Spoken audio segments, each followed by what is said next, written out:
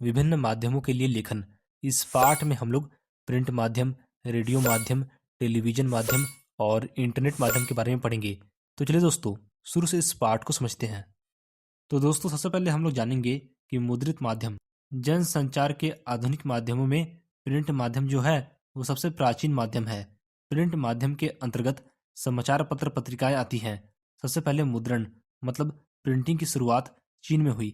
इसके बाद जर्मनी के गुटेनबर्ग में छापाखाना की खोज हुई। भारत में 1556 ईस्वी में गोवा में पहला छापाखाना खुला था। इसका उपयोग मिशनरियों ने धर्म प्रचार की पुस्तकें छापने के लिए किया था, लेकिन आजकल कंप्यूटर की सहायता से प्रिंटिंग होता है। अब दोस्तों, हम लोग प्रिंट माध्यमों की खूबियां के बारे में जानेंगे। प्रिंट माध्यमों की कई सारी खूबियां हैं। जैसे पहला यह है कि प्रिंट माध्यम में लिखे हुए शब्द अस्थायी होते हैं, यानी इन लिखे हुए शब्दों को हम एक बार नहीं बल्कि कई बार पढ़ सकते हैं। दूसरा, इन लिखे हुए शब्दों का अध्ययन और चिंतन मनन किया जा सकता है। तीसरा, जटिल शब्दों के लिए हम लोग डिक्शनरी मतलब शब्दकोश का भी प्रयोग कर सकते हैं। चौथा, इसके अलावा खबर को अपनी रुचि के अनुसार पहले या फिर बाद में पढ़ा जा सकता है। और पांचवा, किसी भी प्रिंटेड मटेरियल मतलब मुद्रित सामग्री को लंबे समय तक सुरक्षित भी रखा जा सकता है। तो दोस्तों, अब हम लोग प्रिंट माध्यमों की कमियां के बारे में जानेंगे। प्रिंट माध्यम में कुछ कमियां हैं। जैसे पहला यह है कि जो लोग अशिक्षित हैं उनके लिए प्रिंट माध्यम उपयोगी नहीं है। दूसरा, टेलीविजन और रेडियो की तरह प्रिंट माध्यम जो है वो तुरंत हुई घटना की जानकारी नहीं दे पाता है। तीसरा, प्रिंट माध्यम में किसी भी खबर के प्रकाशन के लिए एक डेडलाइन होती है। जैसे कि अगर रात 12 बजे तक डेडलाइन है तो खबर को रात के 12 बजे के अंदर जो भी घटना हुई उसके बारे में ही प्रकाशन करना होता है। और चौथा, प्रिंट माध्यम में शब्दों में त्रुटि होने पर सुधार के लिए अगले अंक का इंतजार करना पड़ता है, जबकि बाकी कई माध्यमों में तुरंत सुधार किया जा सकता है। अब दोस्तों, हम लोग रेडियो माध्यम के बारे में पढ़ेंगे। रेडियो जो है वो जनसंचार का एक ऑडियो मीडियम है, मतलब श्रव्य माध्यम है। रेडियो माध्यम से संदेश, समाचार और कार्यक्रम केवल सुनकर ही प्राप्त किए जा सकते हैं। रेडियो माध्यम में दृश्य या लिखित सामग्री का उपयोग नहीं होता, बल्कि ध्वनि, शब्द और स्वर का सहारा लिया जाता है। रेडियो समाचार की संरचना समाचार पत्रों और टीवी की तरह उल्टा पिरामिड शैली पर आधारित होती है। अब बात करते हैं कि उल्टा पिरामिड शैली क्या होता है। दरअसल उल्टा पिरामिड शैली पत्रकारिता और लेखन की एक तकनीक है जिसमें सबसे महत्वपूर्ण और रोचक जानकारी को सबसे पहले दिया जाता है और फिर कम महत्वपूर्ण विवरण को घटते महत्व के क्रम में नीचे लिखा जाता है, जिससे पाठक तुरंत मुख्य बात समझ सके और जरूरत पड़ने पर कहानी को आसानी से छोटा किया जा सके। इसमें कहानी का क्लाइमेक्स अंत में नहीं बल्कि शुरुआत में आ जाता है। उल्टा पिरामिड शैली की कुछ मुख्य संरचना है। जैसे पहला है इंट्रो, दूसरा है बॉडी और तीसरा है समापन।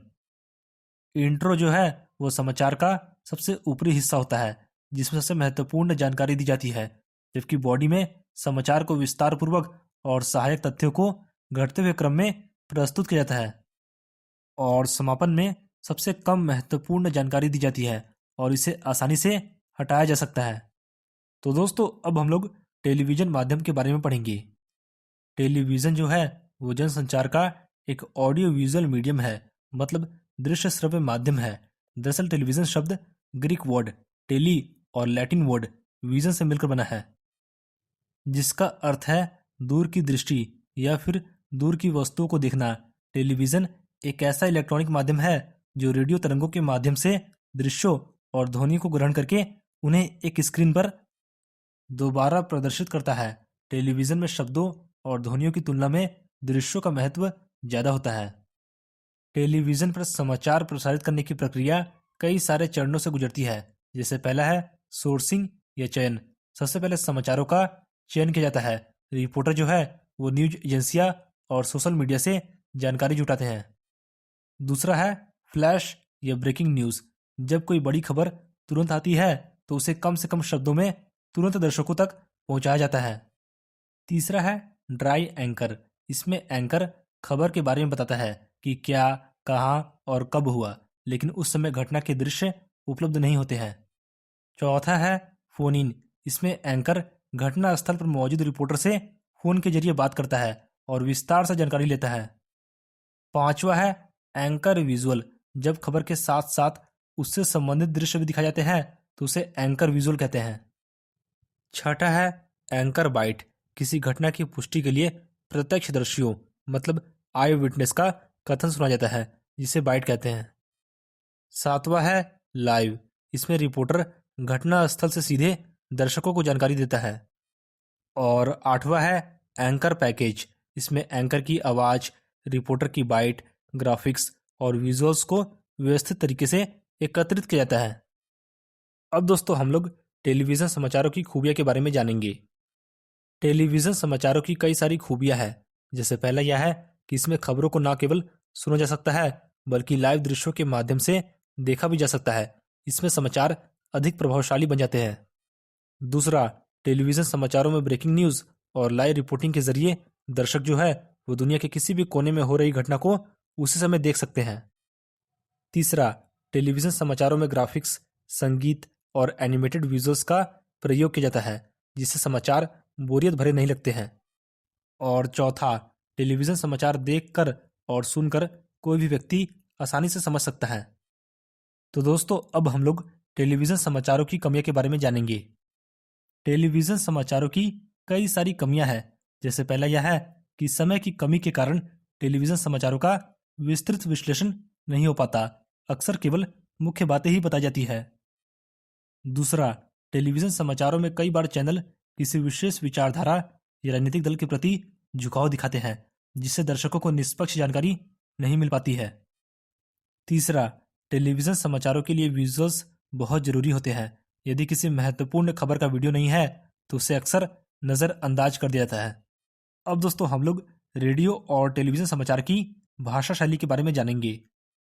रेडियो और टेलीविजन समाचार की भाषा और शैली सरल, स्पष्ट और प्रभावशाली होनी चाहिए ताकि वह हर वर्ग के दर्शकों और श्रोताओं को आसानी से समझ आ सके।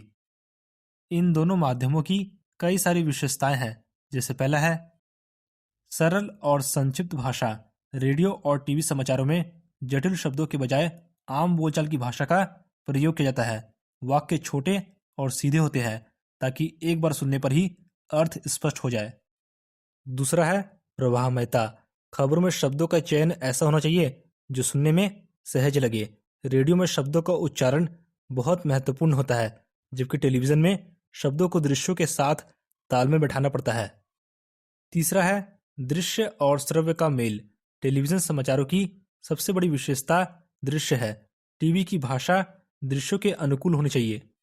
और चौथा है समय सीमा का ध्यान। रेडियो और टीवी दोनों में समय बहुत कीमती होता है, इसलिए कम से कम शब्दों में अधिक से अधिक जानकारी देना अनिवार्य है। तो दोस्तों अब हम लोग इंटरनेट माध्यम के बारे में पढ़ेंगे। दरअसल इंटरनेट एक वैश्विक नेटवर्क है जो दुनिया भर के करोड़ों कंप्यूटरों और डिजिटल उपकरणों को एक साथ जोड़ता है। इसे नेटवर्कों का नेटवर्क भी कहा जाता है। इंटरनेट के माध्यम से डेटा, फाइलों और सूचनाओं को एक स्थान से दूसरे स्थान पर भेजने का सबसे तेज जरिया है। टेली प्रिंटर के ज़माने में जहां एक मिनट में केवल 80 शब्द एक स्थान से दूसरे स्थान पर भेजे जा सकते हैं, वहीं आज एक सेकंड में लगभग 70,000 शब्द भेजे जा सकते हैं। इंटरनेट के जरिए ईमेल, सोशल मीडिया और वीडियो कॉलिंग के माध्यम से लोग दुनिया में कहीं भी एक दूसरे से जुड़ सकते हैं। इंटरनेट के माध्यम से ई कॉमर्स प्लेटफॉर्म से लोग घर बैठे खरीदारी भी कर सकते हैं। इंटरनेट पत्रकारिता का शुरुआती दौर 1982 से 1992 तक था। इस समय सूचनाओं को केवल प्रयोग के तौर पर साझा किया जाता था, जबकि इंटरनेट पत्रकारिता का दूसरा दौर 1993 से 2001 तक था। 1993 में वर्ल्ड वाइड वेब के आने से पत्रकारिता में क्रांति आई। इस दौर में .com का उभार हुआ, जिससे खबरों का व्यवसायीकरण शुरू हुआ। 2002 से अब तक यूजर जनरेटेड कंटेंट का दौर है। आजकल समाचारों के लिए केवल वेबसाइट्स पर निर्भर रहने की जरूरत नहीं है, क्योंकि मोबाइल ऐप्स और सूचनाओं के पुश नोटिफिकेशंस ने इसे और भी आसान बना दिया है। भारत में इंटरनेट पत्रकारिता का पहला चरण 1993 से 2003 तक था। 2003 से अब तक भारत की लगभग सभी प्रिंट पत्रिकाओं और टीवी चैनलों ने अपने वेब संस्करण शुरू कर दिए हैं। तो दोस्तों, इस वीडियो को लाइक और शेयर करके आप हमारा आत्मविश्वास बढ़ा सकते हैं और हमारे चैनल पर पहली बार आए हैं तो चैनल को सब्सक्राइब जरूर करें